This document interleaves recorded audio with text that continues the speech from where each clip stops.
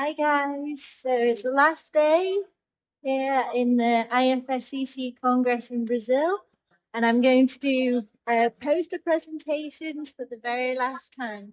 Okay, so here we are at our poster number 1, which is showcasing 2 of the university's technologies that we have patented. So number 1 here is DaneTech, which is a sustainable alternative solution to polymer-based thickeners.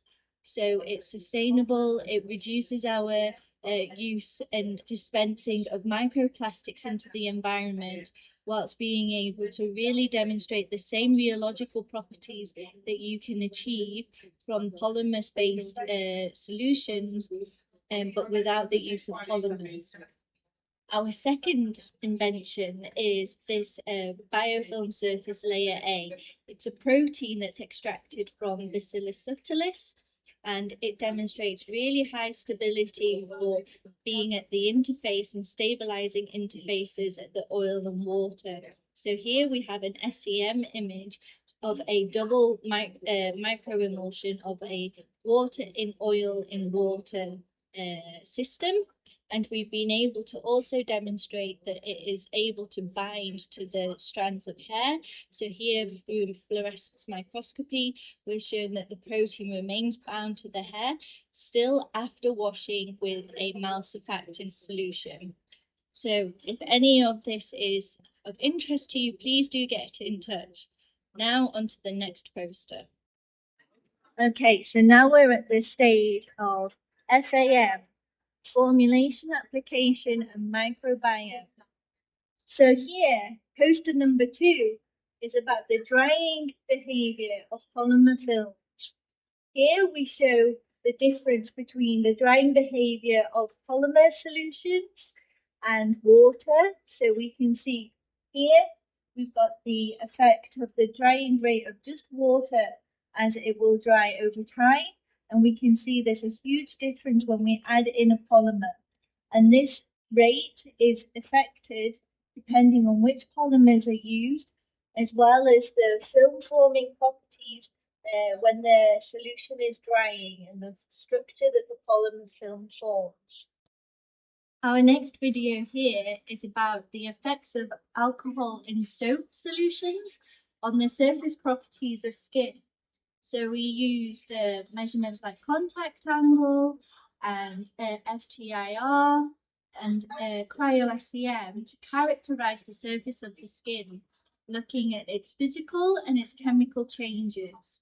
And we found very, very different effects on the skin surface properties depending on which solution was used. And so hopefully in future projects, we can take this understanding even further to understand the interaction between these solutions and skin, and then be able to formulate milder cleansers and disinfectants. And finally, we have 2 posters here next to each other, and both of them are on the characterization of formulations using here rheology, and here using a state-of-the-art piece of equipment, the CryoFib SEM. So what we did here was to characterize the structure of a commercial toothpaste formulation with cryo-SEM by taking the different detectors that are available to then form a 3D reconstruction and a well-rounded picture and image of the microstructure of our formulation. So we can see it's color-coded on the different types of ingredients that are found in the toothpaste formulation and how they are all interacting and positioned against each other. And so we can see this is at up to the nanoscale of structure is a really high resolution image of the formulation in situ at room temperature, so it's in its amorphous state and not having any effects on the freezing. This one here is rheology. So what we did was we set 4 principles that we know that consumers want from a alcohol gel type formulation of low runoff, good spreadability. We want it to be smooth, but we don't want it to be sticky. And all 4 of these parameters can be characterized by rheological experiments. And so what we've done is we've taken commercial-based samples of different topical creams as well as hair oils, and we've evaluated the same properties using all of these 4 conditions so that we can then start to relate the sensory attributes with quantitative-based experiments. Thank you for watching these videos of our poster presentations at IFSCC in Brazil 2024. We hope you enjoyed them.